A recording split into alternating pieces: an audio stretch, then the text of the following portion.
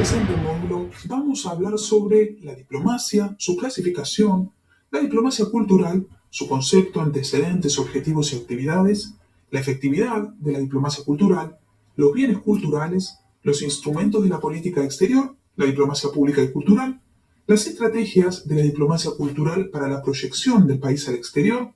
Hablaremos también de la marca país, su construcción y promoción, su posicionamiento y por último de la diplomacia pública y la marca país nacional.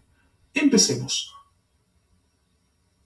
La diplomacia se puede clasificar en 4 tipos o variantes. El uso que le demos a cada uno depende de los diferentes recursos y estrategias de los que puede servirse. Estos tipos o variantes son la diplomacia cultural, que se caracteriza por la realización de actividades de carácter cultural y educativo, la diplomacia pública, que recurre a los medios de comunicación como canal principal para promover el discurso político, la diplomacia de marca país o nation branding, que busca transmitir una imagen favorable del país de cara a la opinión pública internacional, y la diplomacia de nicho. Esta es la más reciente de las diplomacias. Lo que hace es desarrollar estrategias de diplomacia pública dirigidas a incidir o adquirir protagonismo en ideas o temas específicos, así como en audiencias concretas.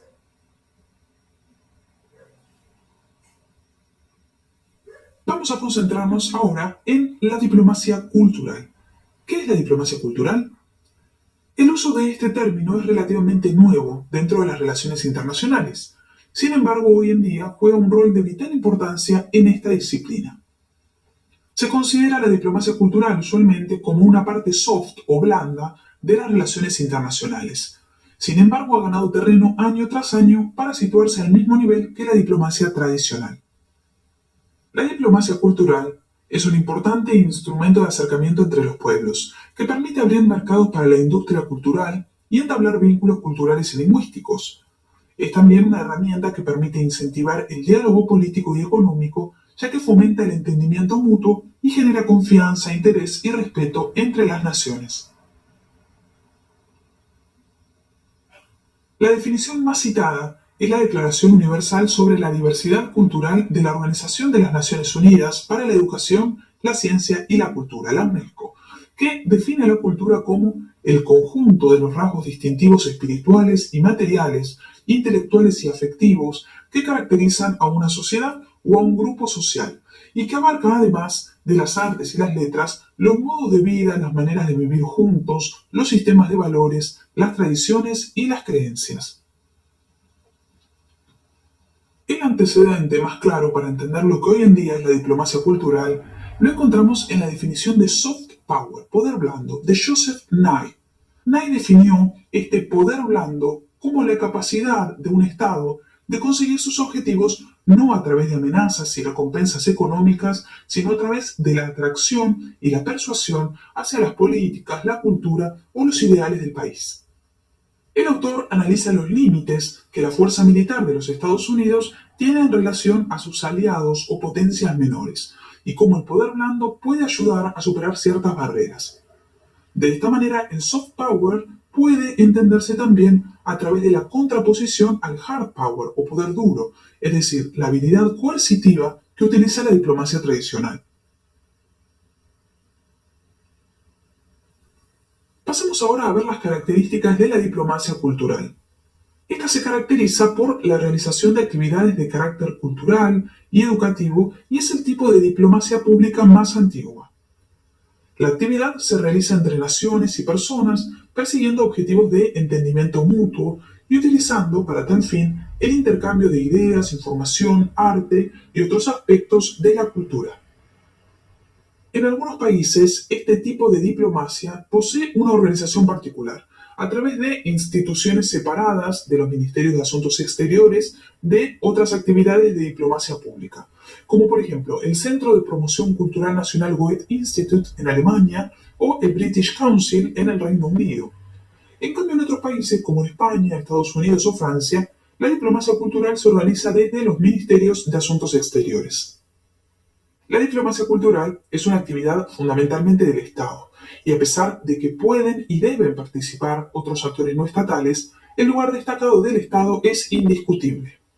Un universo compuesto por las escuelas de arte, las universidades, los centros culturales, las fundaciones y los artistas contribuye con sus actividades y relaciones a la tarea estatal de promoción cultural del país en el exterior. Asimismo, la diplomacia cultural se distingue porque se respalda con el nombramiento no solo de diplomáticos profesionales, sino también porque se hacen acompañar de agregados culturales que promueven los valores de las ciencias y las artes de su nación. Estos agregados culturales a veces son destacados intelectuales, científicos o hombres de letras. Por ejemplo, el expresidente Salvador Allende, chileno, cuando designó a Pablo Neruda como embajador en Francia, o como también lo hicieron John F. Kennedy con John Kenneth Galbraith en la India y Fidel Castro con Alejo Carpentier. La diplomacia cultural reconoce la importancia de la cultura como un vehículo para el desarrollo de los países, dado el valor económico de las denominadas industrias culturales y creativas. Es decir, el cambiante contexto internacional le ha impuesto a la cultura inéditas exigencias y nuevos roles. Su efectividad depende de la credibilidad que le otorga el hecho de no conllevar un mensaje político explícito, lo cual asegura una mayor aceptación a la hora de influir en la opinión pública exterior. Las acciones que realiza entonces son de vital importancia, como lo son, por ejemplo, la participación en universidades, fundaciones, grupos de voluntariado y otros agentes no gubernamentales, ya que ello da cuenta de la neutralidad política y logra así los objetivos de construcción de relaciones duraderas con instituciones y ciudadanos. Vamos a ver ahora qué tipo de actividades desarrolla la diplomacia cultural. En primer lugar, encontramos intercambios educativos y culturales que permiten dar cuenta de otros puntos de vista sobre los diferentes sistemas educativos, modos de vida o valores culturales que ayudan a reducir las posibilidades de conflictos e incrementar el mutuo conocimiento. También encontramos la difusión de contenidos de esa naturaleza en los medios de comunicación. En los últimos años, las nuevas tecnologías e Internet dieron lugar al surgimiento de recursos que permiten una mayor interacción a nivel global entre personas alrededor del mundo. Y por último encontramos eventos de tipo literarios, musicales, de cine, de teatro, etc.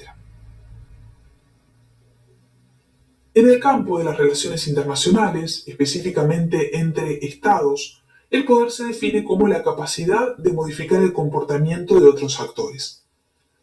Esta capacidad o poder de influencia, por lo general, está sustentada en la posesión de recursos, identificados como poder tangible y o poder intangible. Tradicionalmente, la política exterior ha estado inspirada en una lógica sustentada principalmente en un poder coactivo. Esta clase de poder suele llamarse poder tangible. El poderío económico refuerza la esfera del poder tangible, es decir, es frecuente que el poderío económico consolide un poder coercitivo y viceversa. Si se siguiera esta lógica, la capacidad de influencia de un determinado país en el ámbito internacional sería entonces proporcional a su poderío material. Pero esta lógica lineal no siempre es cierta. La historia muestra la diversidad de circunstancias. Hay ejemplos que responden a otra lógica. Es el caso, por ejemplo, de los países que fueron vencidos en la Segunda Guerra Mundial, que en 3 décadas emergieron como potencias económicas y tecnológicas mundiales y no como potencias militares. El Consejo de Seguridad había prohibido que se rearmaran.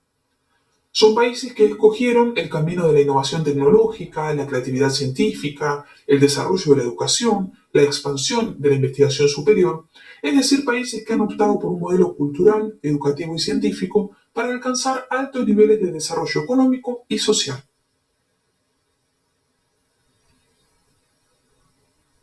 Pasemos ahora a describir los bienes culturales. La Convención para la Protección de los Bienes Culturales en caso de conflicto armado, adoptada en La Haya, Países Bajos, en 1954, como consecuencia de la destrucción masiva del patrimonio cultural durante la Segunda Guerra Mundial, es el primer tratado internacional con vocación mundial dedicado a la protección del patrimonio cultural en caso de conflicto armado. Este define los bienes culturales de la siguiente manera. A. Los bienes muebles o inmuebles que tengan gran importancia para el patrimonio cultural de los pueblos, tales como los monumentos de arquitectura, de arte o de historia, religiosos o seculares, los campos arqueológicos, los grupos de construcciones que por su conjunto ofrezcan un gran interés histórico o artístico, Las obras de arte, manuscritos, libros y otros objetos de interés histórico, artístico o arqueológico, así como las colecciones científicas y las colecciones importantes de libros, de archivos o de reproducciones de los bienes antes definidos. B. Los edificios cuyo destino principal y efectivo sea conservar o exponer los bienes culturales muebles definidos en el apartado A, tales como los museos, las grandes bibliotecas, los depósitos de archivos, así también como los refugios destinados a proteger, en caso de conflicto armado, los bienes culturales muebles definidos en el apartado A. C.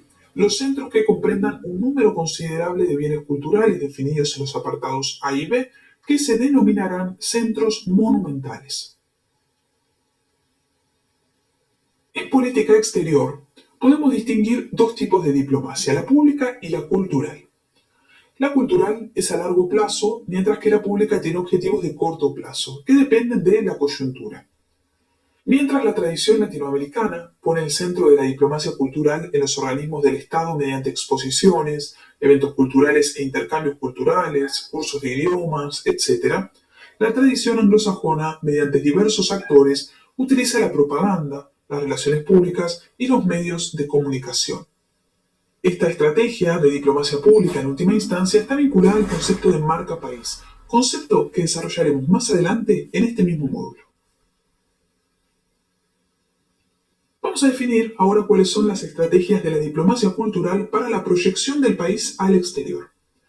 Encontramos la cooperación internacional cultural, la proyección de cultura, valores, tradiciones, costumbres, estilos de vida de una nación en el exterior, la participación de representantes de las instituciones en los órganos colegiados, la política de nombramientos para los cargos responsables en el terreno de la cooperación cultural que permiten hacer más eficaz la acción, la promoción del patrimonio y la difusión de las expresiones culturales, la internalización de las industrias culturales y creativas, el diálogo intercultural y la cooperación cultural para el desarrollo, a los que se ajustarán las correspondientes estrategias sectoriales y regionales, la incorporación de las expresiones culturales y el patrimonio cultural digitalizados y de la cultura en el entorno digital, y por último, la elaboración de políticas de educación en el exterior junto con el Ministerio de Educación.